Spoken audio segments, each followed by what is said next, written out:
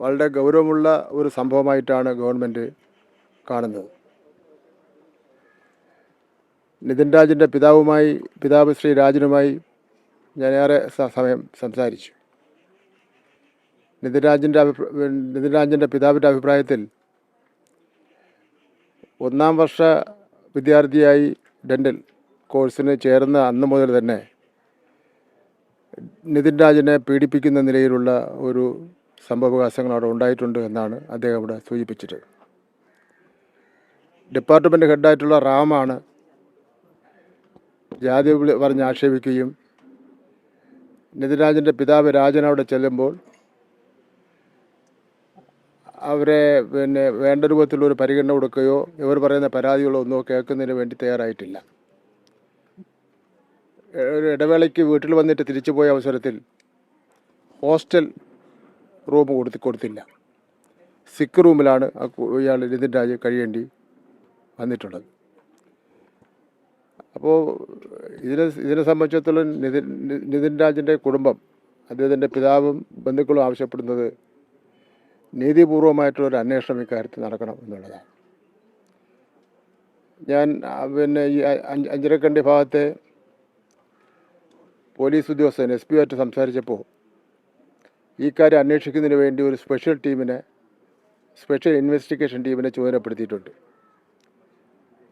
അത് ഈ ജാതി പറഞ്ഞ് ആക്ഷേപിച്ചതിനെ സംബന്ധിച്ചും അതിൻ്റെ അടിസ്ഥാനത്തിൽ ആത്മഹത്യാ പ്രേരണയെ സംബന്ധിച്ചൊക്കെയുള്ള കാര്യങ്ങൾ അന്വേഷിക്കുമെന്നാണ് പോലീസ് സൂപ്രണ്ട് വ്യക്തമാക്കിയിട്ടുള്ളത്.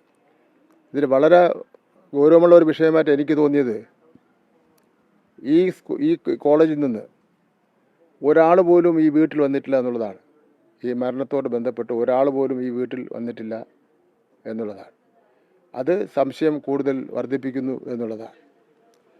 രണ്ടാമത്തെ കാര്യം, സാധാരണഗതിയിൽ ഒരു സംഭവം ഇതുപോലെ ഉണ്ടായാൽ ആ കോളേജിലെ മുഴുവൻ വിദ്യാർത്ഥികളും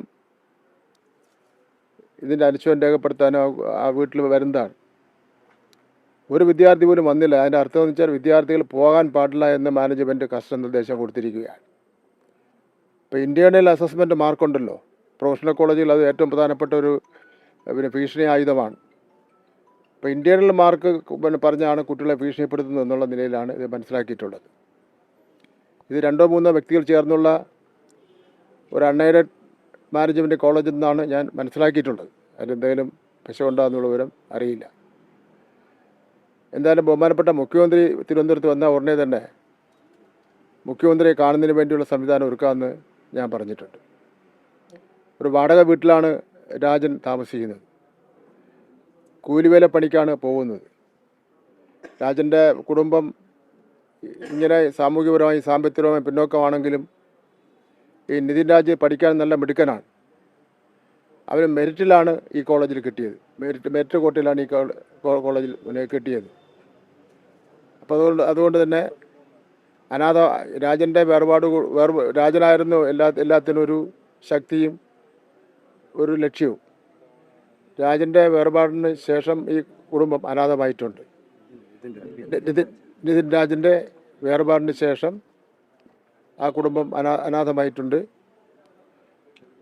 അവരെ ഇവിടെ വന്നപ്പോൾ തന്നെ അവരുടെ കുടുംബത്തിലെ എല്ലാവരും വളരെ ദുഃഖത്തിലാണ്. അപ്പോൾ അതുകൊണ്ട് തന്നെ ഈ കുടുംബത്തെ സഹായിക്കാൻ എന്ത് ചെയ്യാൻ കഴിയുമെന്ന് സംബന്ധിച്ചിടത്തോളം ഗവൺമെൻറ് ആലോചിക്കും. ബഹുമാനപ്പെട്ട മുഖ്യമന്ത്രിയെ കാണുന്നതിന് വേണ്ടിയുള്ള സൗകര്യം ഒരുക്കി കൊടുക്കാമെന്ന് പറഞ്ഞിട്ടുണ്ട്. മുഖ്യമന്ത്രി കൂടെ വന്നതിന് ശേഷം കൂടുതൽ കാര്യങ്ങൾ തീരുമാനിക്കുമെന്നുള്ളതാണ് ഇപ്പോൾ പറയാനുള്ളത്.